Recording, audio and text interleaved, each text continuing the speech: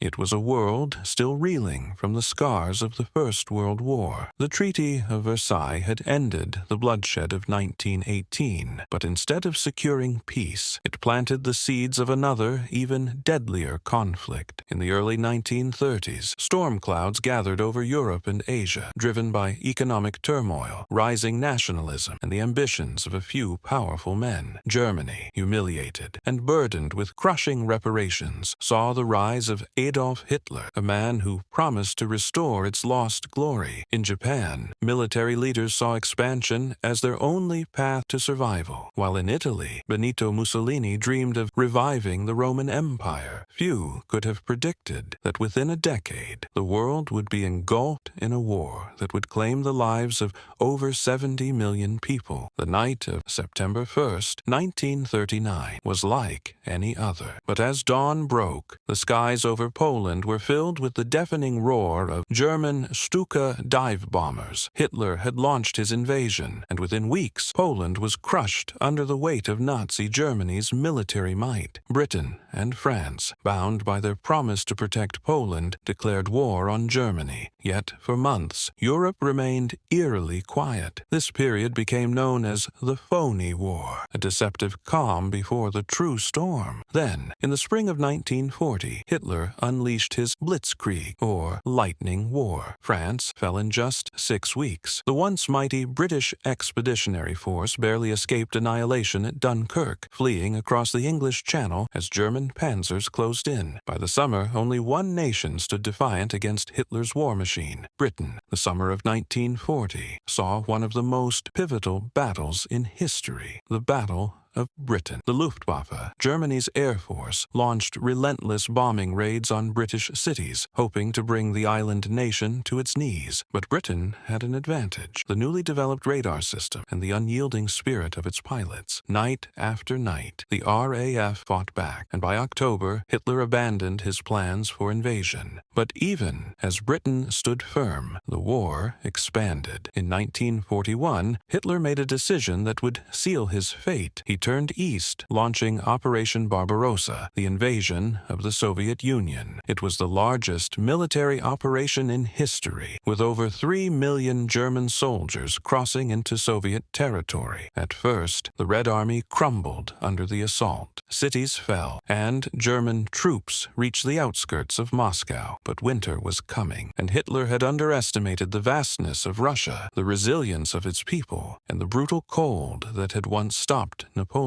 Meanwhile, across the Pacific, tensions were boiling. Japan, desperate for resources, launched a surprise attack on Pearl Harbor on December 7, 1941. The world watched in horror as American battleships burned, and within a day, the United States joined the war. What had started as a European conflict had now become a global war. For the first few years, the Axis powers, Germany, Italy, and Japan, seemed unstoppable. But 1942 marked a turning point. In North Africa, the British, under General Bernard Montgomery, pushed back Rommel's forces at El Alamein. In the Pacific, the U.S. won a decisive victory at the Battle of Midway, crippling Japan's naval power. And in the frozen ruins of Stalingrad, the Soviet Red Army launched a counterattack that would trap and destroy an entire German army. By 1943, the Allies were on the offensive. They invaded Italy, forcing Mussolini from power. In the skies, American bombers rained destruction on German cities, and on the Eastern Front, Soviet forces pushed westward, reclaiming their homeland. Then came June 6, 1944, D-Day. Under the cover of darkness, thousands of Allied troops stormed the beaches of Normandy, opening a new front in Western Europe. The battle was brutal, with soldiers wading through machine gun fire. But by the end of the day, the Allies had secured a foothold in France. From there, they pushed onward, liberating Paris and driving the Germans back toward their own borders. By early 1945, Germany was crumbling. The Soviets had reached Berlin from the east, while American and British forces closed in from the west. Hitler, realizing all was lost, took his own life in his underground bunker on April 30th, 1 week later, Germany surrendered. But the war wasn't over yet. In the Pacific, Japan fought on. The U.S. launched island-hopping campaigns, seizing one territory after another. Yet Japan showed no signs of surrender. It wasn't until August 1945, when the United States dropped atomic bombs on Hiroshima and Nagasaki, that the war finally came to an end. On September 2nd, aboard the USS Missouri, Japan officially surrendered. The deadliest war in human history was over. When the smoke cleared, the world was left to grapple with the devastation. Cities lay in ruins, millions were dead, and entire nations had to rebuild from the ground up. The Holocaust, Hitler's systematic genocide, had claimed the lives of 6 million Jews, revealing the depths of human cruelty. The war also redrew the global map. Europe was divided, with the Soviet Union and the United States emerging as superpowers, setting the stage for the Cold War. But amidst the destruction, there was hope. The United Nations was formed, aiming to prevent another global catastrophe. Nations rebuilt, economies recovered, and the world slowly moved forward. Yet the lessons of World War II remain with us, a reminder of the cost of unchecked power, the resilience of those who fight for freedom, and the responsibility of future generations to never let history repeat itself. As we look back on the war, we must ask ourselves, what can we learn? The echoes of the past still shape our present, reminding us of both the darkest and brightest moments of human history. World War II was not just a battle of nations, but a struggle of ideologies, a fight between tyranny and liberty. And in the end, it was the unity of people from all corners of the world that turned the tide. The story of World War II is not just one of destruction, but also of resilience. And as we remember those who lived, fought, and died, we must carry forward the lessons they left behind, because history, if forgotten, has a way of repeating itself. Thank you for watching. If you found this story compelling, don't forget to like, share, and subscribe for more historical deep dives. Until next time, keep exploring the past. It shapes our future.